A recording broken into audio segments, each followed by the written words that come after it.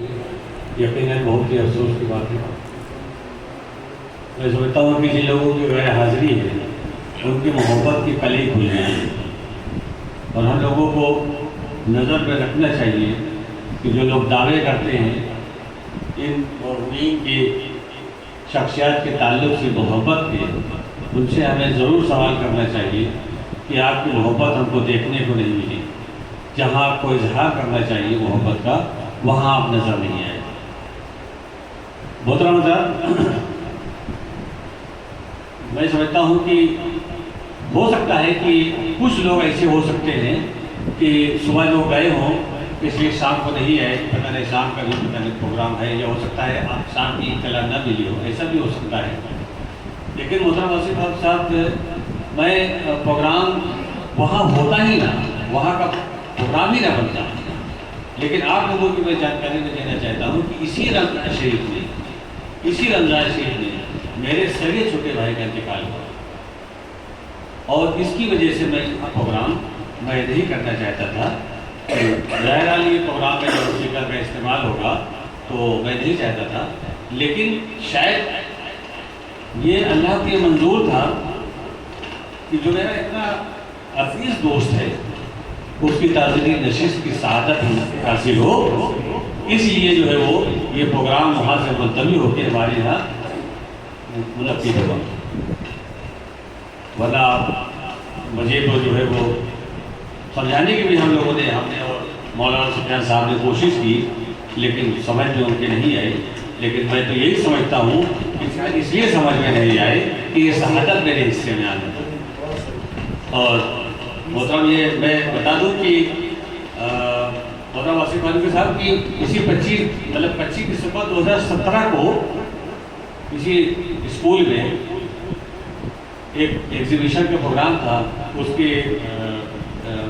Programme میں اس وقت کے ڈی ایم اجے دیپ سنگھ جی ہمارے اس کیمپس میں آئے ہوئے تھے. اس کی نظامت غلام علی شاہ صاحب نے کی تھی. جس اسٹیج کے اوپر مرحوم ڈاکٹر محمد عالم سرحدی صاحب تھے، اس اسٹیج پر محترم عبدالرحمٰن بہرائچی صاحب تھے، اور نئے چیئرمین حاجی ریحان خان صاحب اور عبداللہ صاحب بھی اس پہ تھے. اس میں نظامت اس انداز میں کی جیسے بار بار نظامت کی بات ہو رہی ہے.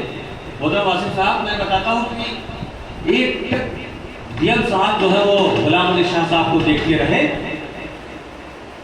اور بہت بڑے شوق سے دیکھا تو سرحدی صاحب نے کان میں، کیونکہ سرحدی صاحب کی آپ جانتے ہیں کہ بھائی جتنے بھی افراد تھے ان کے وہ تھی ناک کے بال ہوا کرتے تھے.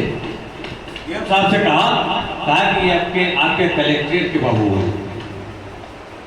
تو وہ جب جو ڈی ایم صاحب بولنے کے لیے مائک پر آئے تو انہوں نے کہا بھائی مجھے پتہ ہی نہیں ہے، مجھے یہ پتہ نہیں ہے کہ میرے آفس میں ایسا ہیرا نہیں ہے. یہ ڈی ایم صاحب نے کہا کہ ایسے ہیرے بھی جو ہے میرے آفس میں. تو یقیناً جس طریقے سے اشعار کے اوپر داد ملتی ہے، اسی طریقے سے غلام علی شاہ صاحب کی نظامت کی بھی داد ملتی تھی. اور میں سمجھتا ہوں کہ فی الحال تو یہ صلاح ہے کہ ایسا کوئی ناظر فی الحال اس وقت نہیں ہے جس کی نظامت کے اوپر داد ملتی ہو جس طریقے سے نظامت پہ داد غلام علی شاہ صاحب نے ملتی. لیکن بہرحال یہ ہے کہ جو بھی لوگ جہاں پر تشریف فرما ہیں یہ قابل تحسین ہیں، قابل مبارکباد ہیں.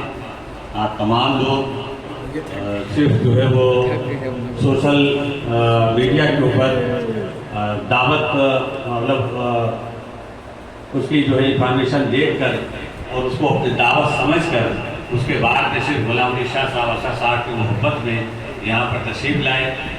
آپ تمام لوگوں کا میں مشکور ہوں. میں تعزیری نشست میں تو بہت شکریہ کی گنجائش نہیں ہے، لیکن پھر بھی چونکہ میرا غریب خانہ ہے، اس غریب خانے پر آپ کو تشریف لائے ہیں، اس لیے میں آپ کا شکریہ ادا کرتا ہوں. اس پروگرام کے لیے نہیں بلکہ اپنے غریب خانے پر تشریف آنے کے لیے آپ کا شکریہ ادا کرتا ہوں. اور اس سے زیادہ اور بات آگے تشکر میں نہ کہہ کر میں مولانا محمد سفیان قاسمی صاحب سے یہ گزارش کرتا ہوں کہ وہ جو ہے اس پروگرام کا اختتام محترم دعا پر کریں، اور جو ہے وہ اثر صاحب غلام علی شاہ کی ہم سب لوگ جو ہے وہ بیٹھ کر ان کی مغفرت کے لیے دعا کریں۔ اور اسی کے ساتھ ساتھ میں سفیان صاحب سے گزارش کرتا ہوں کہ ہمارے چھوٹے بھائی انیس احمد صاحب جو کہ انیس احمد جو کہ اسی جنازہ شریف میں رحلت فرما گئے، ان کے لیے بھی آپ تمام لوگوں سے گزارش ہے کہ آپ جو ہے وہ دعا فرمائیں کہ یہ تینوں مرحومین اور ہمارے جتنے بھی لوگ جو ہیں ہم لوگوں کو ساتھ چھوڑ کر رہے ہیں، اللہ تعالیٰ سب لوگوں کو جنت الفردوس میں جگہ نصیب فرمائے۔ 3 مرتبہ سورہ اخلاص پڑھ لیں ہم سب لوگ۔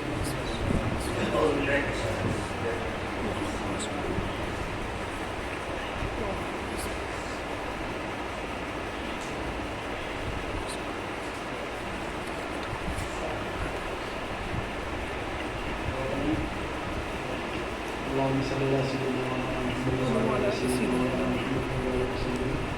ربنا آتنا في الدنيا حسنة وفي الآخرة حسنة وقنا عذاب النار.